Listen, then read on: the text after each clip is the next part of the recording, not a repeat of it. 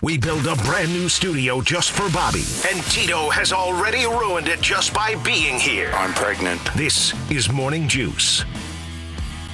Coaster Bob, right? Where we're at?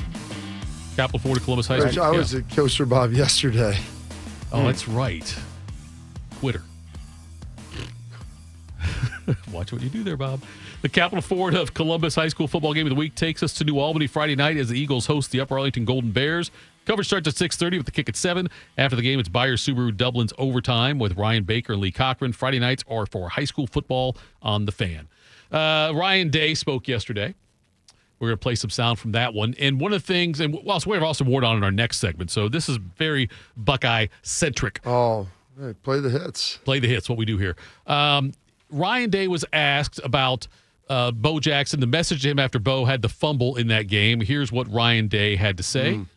Every play is an opportunity to get better, and I think that's what we're really trying to hammer home right now is that you can't circle opponents on your schedule. You have to continually grow with the process, and if you understand that it's about us, it's about our training. It's not about the results. So what I mean by that is it's not about our opponent. It's not about the scoreboard. So, whatever you do in your training is going to ultimately reflect, how you respond in, really pressure environments. For the record, that cell phone going off was not one of us. That happened in the press conference yesterday is when that occurred. So, Bob, I would say it's almost harder. Tell me if I'm wrong on this. It's almost harder to play a damn near perfect game in that scenario they had this past Saturday than beating a team that's much better than that and playing a bad. As far as the focus goes, it's really difficult to keep a team focused that way for the entire game, isn't it? Well, like Ryan said, they're in a race against themselves. They're in a race to improve. Right. That's what they're doing. They're not circling opponents on the schedule and doing this, trying to get better every week. And so when you're judged, you're playing Grambling, the standards of which you are judged with are the standards that you've created. Whereas in a matchup game, you heard Ryan say, what Julian saying, what advice would you give? Not play perfect, just win. Right. Other games, it's getting better all the time, holding yourselves to those standards because just winning, winning's going to take care of itself in that game.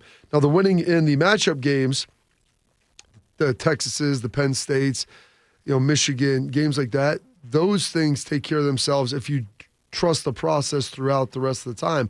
But you have got to be, as his quote, in a race to improve. And his direct statement, the training reflects how you handle pressure situations. So are you doing enough in practice?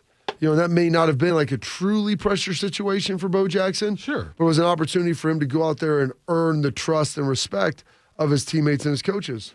And that's the part that I appreciate, that they are so disciplined in that regard. Now, granted, Ryan appreciates your appreciation.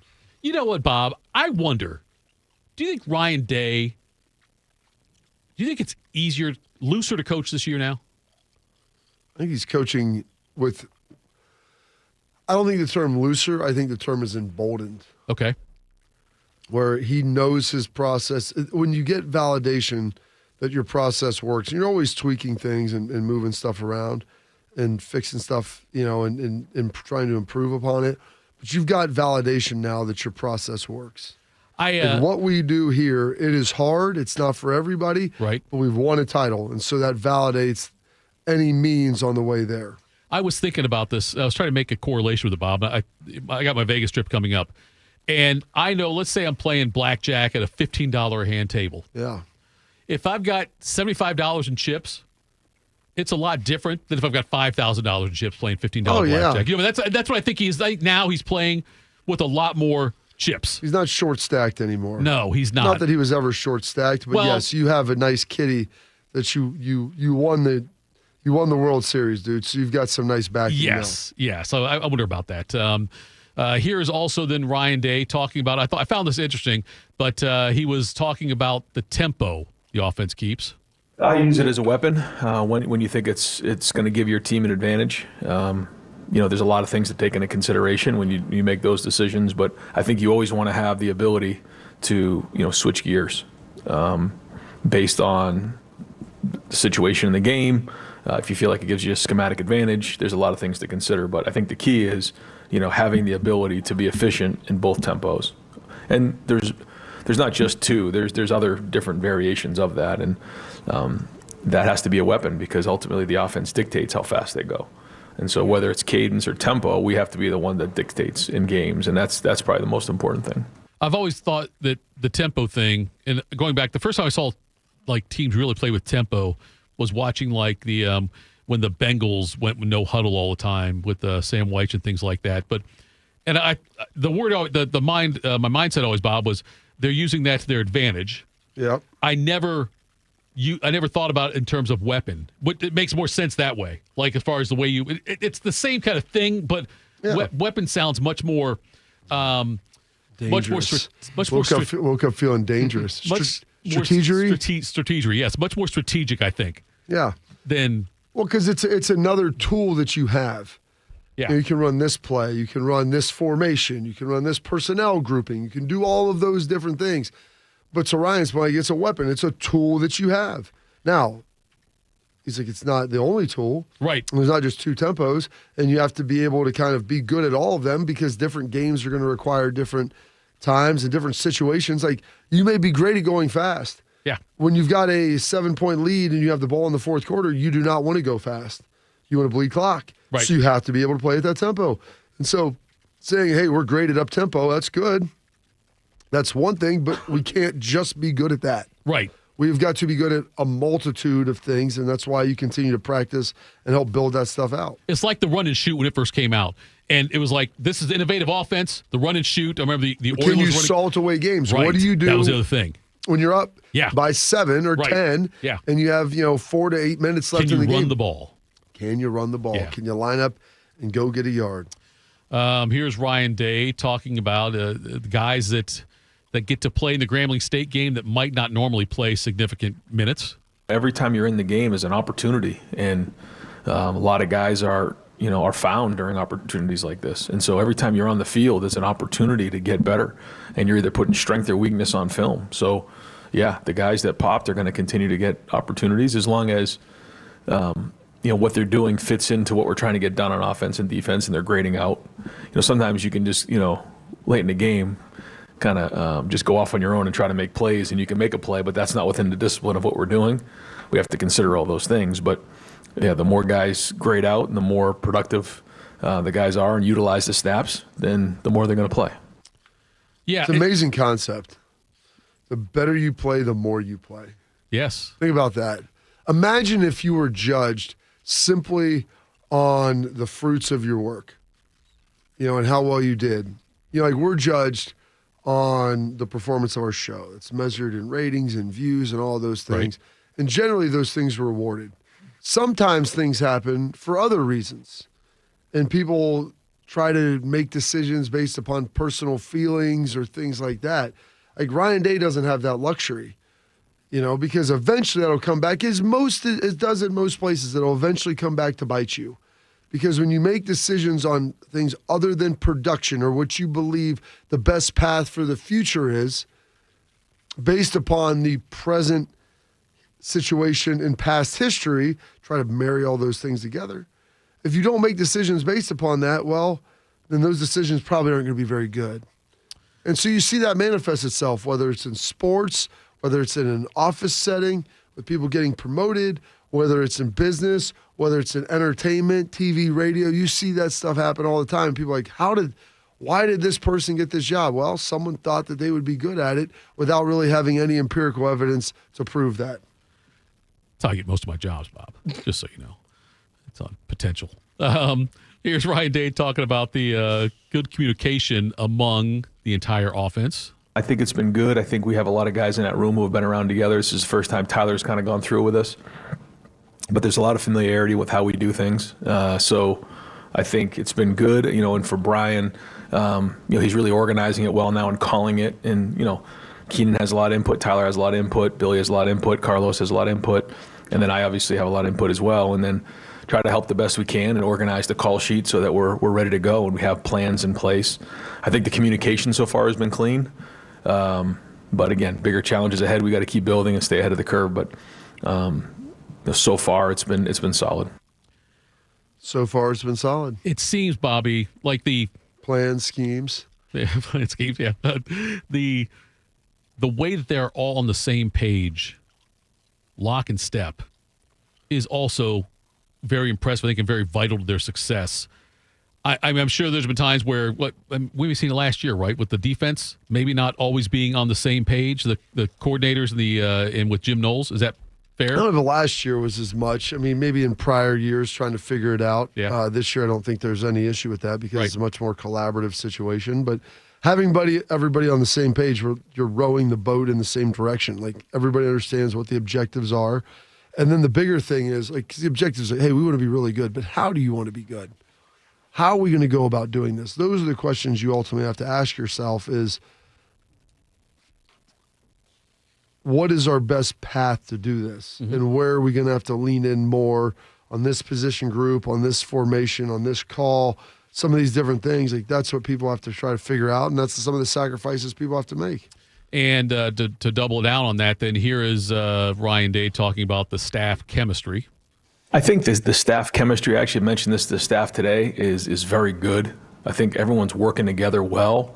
I think the energy in practice has been good. I think the messaging to the players has been good.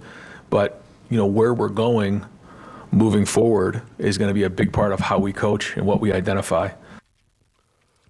Yeah, that kind of reiterates what he said before, that having the coaching staff all together in lockstep and what a difference that makes. Oh, and you've got to challenge each other, though, too. Like, Sure. Having a bunch of people that all have groupthink, like, yeah, let's all do this, let's all do that. People need to advocate and lobby for their own independent thoughts and have, like, vibrant discussions about what is best moving forward. If you just are listening to other people and whatever Ryan says goes or whatever Patricia says goes or whatever Heartline says, like, that's what we're doing. Okay. It's not that you're going to sit there and just say, no, you're wrong, coach. Like, we're going to have a conversation of why is that the best thing? Like, well, have we tried this? Have we thought about that? And the pushback and that vibrant discussion is what makes you good. But you have to have, here's the problem. Everybody's so darn sensitive now where you hear this. And Bodie, I mean, people hear something, they see something that's posted online, and everybody gets so sensitive about it. Because they get in their feels and say, well, he didn't like my idea, or we didn't think this was appropriate for our job or what we're doing, or whatever it is. And so people get salty about it. And then they lose their objectivity because they become, as my kids call them, emos. Emos. They become emos. You know what an emo is, Bodie? I'm guessing it doesn't mean what it used to mean. Well, it's something my kids say. It's someone who's like overly It used to be something emotional. bad. I wouldn't say bad. I just think emo, when I hear the word, it's more like the goth. Yeah, that's what my Okay. kids. But they say those people are emos. They're like emotional. I don't know. Okay. That's Okay. what they say. Same They're emos. neighborhood. Yeah. Seems slightly different. But adjacent. Yeah, they're living. They're living in the Living same in the same cul-de-sac. suburban. Same cul-de-sac, dude. Maybe a different house. They call them emos. And I'm like, don't be the kids are like, don't be an emo. I'm like, okay. Right on. Dad, you're crashing out. Don't be an emo. Crashing out. Lincoln Crash Kingdom out was- on you. got into the game and played got some snaps in there against Grambling, and I got to believe the goal is to Ohio State to try to get a big enough lead against OU that would happen again. Here is Ryan Day talking about Lincoln Keenholz. Lincoln played well. He graded out a champion. You saw him run a couple. The short yardage, and then he pulled it on the read. And so he's a good athlete. I think he made some good decisions. He threw the ball well. So he's an important part of the team, and we're going to need him. We're going to need both he and Julian this year, and we'll keep figuring out how that fits. He's a good leader. Guys respect him. He's a good athlete. He's a good player. So he's working hard at it, and he knows at some point he's going to get his chance. And when he does, he's got to continue to keep pushing and make the best of it. I got a lot of respect for Link, and I think that room is pretty tight. Bodie's ruined sound clips for me, by the way, now, because I have to listen to him a different way now, Bob. Hey, Bodie, have you ever thought about being the sound captain? Right, I'm saying. No, honestly, I actually haven't. If someone asked you and they came to you and said, hey, here's a chance for you to earn a C. I want you to be the sound captain. Probably politely decline. I don't know. I'd impolitely decline if I were you. Bob, because of what happened. Bruise on, doctor says you got a bad bruise, Bodie. What if he plays? I don't understand, Herb. In 2014, Bob, Ohio State had to use 3 quarterbacks on their way to the national championship. Yeah. Famously. And I'm curious, what is more important right now? To get Keenholz snaps or Tavion St. Clair experience? Keenholz. Oh, okay. Not even close. I'm saying, but like right now, okay. Not even close. Okay, if Sayin were to get hurt, God forbid. Yeah. Sayin gets hurt. I'm confident in Keenholz right now. Based upon what, the last Grambling game you saw? No, just based on his improvements he's had since that Missouri game that Missouri game I'm saying is not How many games? Okay, that Missouri game is in the rearview mirror. right, way in the rearview mirror. I'm saying I think he's more How many confident now. snaps have you seen him play in the game since the Missouri game? Not a lot of snaps. Because I think Grambling was at. Was that he didn't play at all last year in the games? I guess he Well, didn't. he threw any passes, right. really. But Bobby, okay, what I'm based that on, Bob, is my confidence in Ryan Day's ability to develop quarterbacks. Okay, if you spend 3 years in the system, you're much better than you were a year ago, and I'm just going to assume you're better than you were a year ago, better than you were 2 years ago.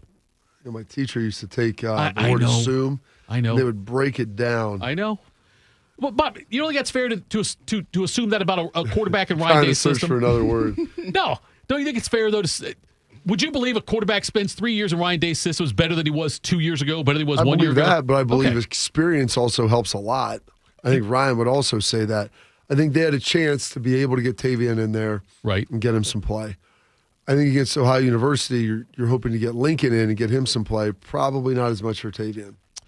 I'm trying to figure out what's more important. That's all. I think you can make an argument either way on it, though. Well, I mean,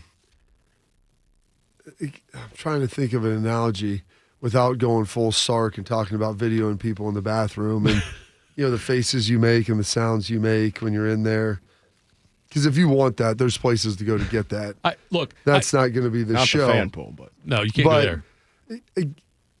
You're worrying about the dessert when you haven't even had the entree yet. And that's, Bob, that's So fair. let's just eat it in progression. How many times Ohio State Since needed? people love food analogies and Tito tries, okay, we're going to feed you some food over here, some Taco Bell breakfast or whatever.